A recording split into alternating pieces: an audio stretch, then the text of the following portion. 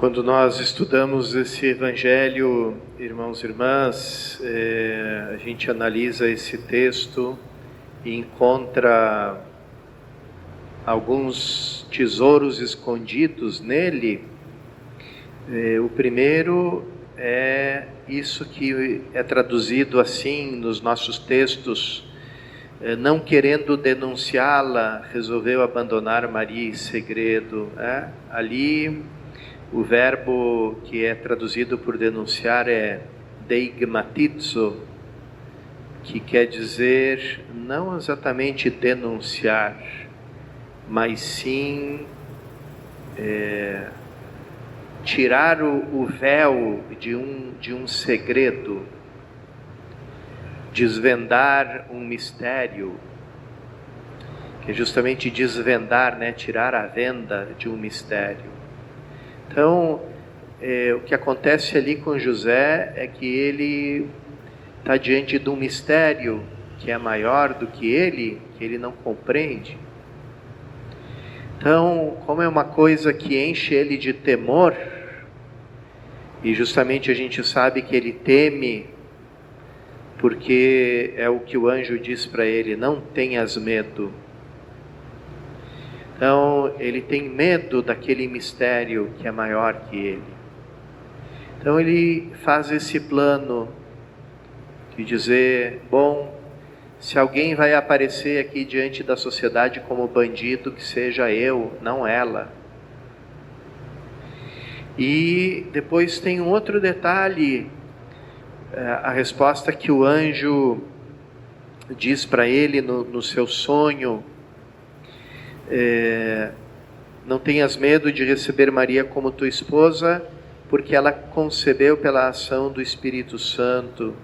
Ali tem uma partícula que não é traduzida, que é a partícula de, que quer dizer assim: porque ela sim foi, porque ela concebeu sim pela ação do Espírito Santo.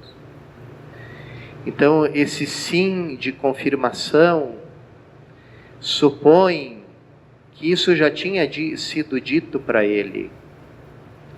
E esse era o grande mistério que ele não queria chegar perto, como um homem cheio de temor diante de um mistério grande. Então, é isso que o anjo diz para ele: não tenhas medo de receber Maria como esposa, porque sim, é verdade, ela concebeu sim pela ação do Espírito Santo. E depois vem essa missão de ele dar um nome para esse filho: tu lhe darás o nome de Jesus. Ele dá um nome para esse filho, e junto com o nome, ele que é filho de Davi, vai dar uma linhagem legal para esse filho, perante a lei, perante a cultura do povo de Israel, de forma que, com todo direito, Jesus é filho de Davi. Fazendo isso, e é por meio de José que se cumprem todas aquelas profecias, aquela profecia que a gente escutou na primeira leitura, que Deus promete para Davi, que Davi pensava em construir um templo para Deus, e Deus diz para Davi: não, sou eu que vou construir uma casa para ti, não é você que vai construir uma casa para mim, eu vou construir uma casa. E é tão interessante depois, porque sempre que se fala de Jesus, se fala o filho do carpinteiro. E esse carpinteiro traduz a palavra grega tekton, que é um trabalhador de obra, um trabalhador que faz casas. Então,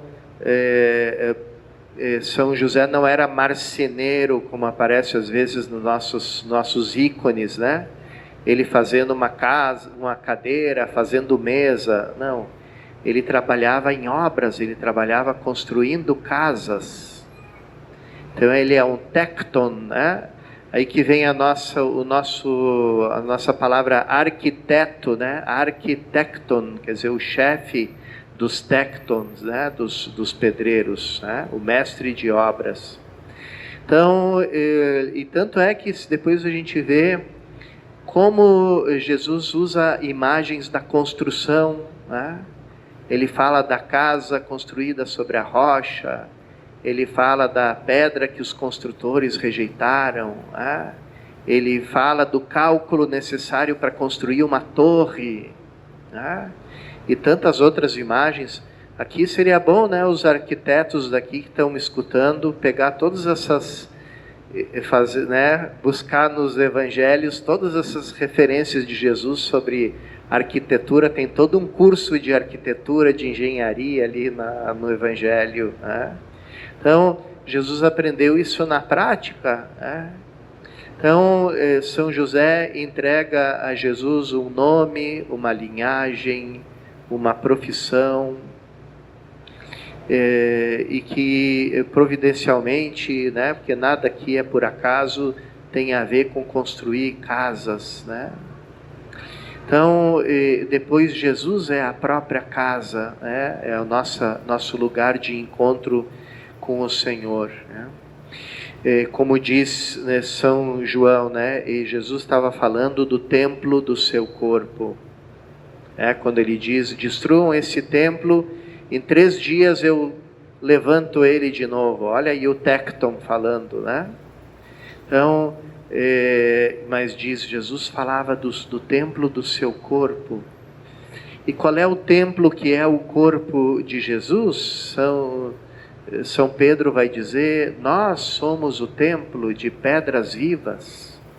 Cristo é a pedra angular e nós somos as pedras que constroem esse templo, né? São Paulo vai dizer: Jesus é a cabeça e nós somos os membros do corpo, de um só corpo, né? Então, essa casa que Jesus constrói é a sua igreja, ou seja, todos nós, pedras vivas do templo espiritual. Vamos pedir, por intercessão de São José, que nada mais, nada menos, né, foi declarado pelo Papa Paulo VI, né, São Paulo VI, como padroeiro de toda a igreja, que nos mantenha sempre firmes nessa casa, como pedras vivas, construindo esse edifício espiritual para a glória de Deus Pai.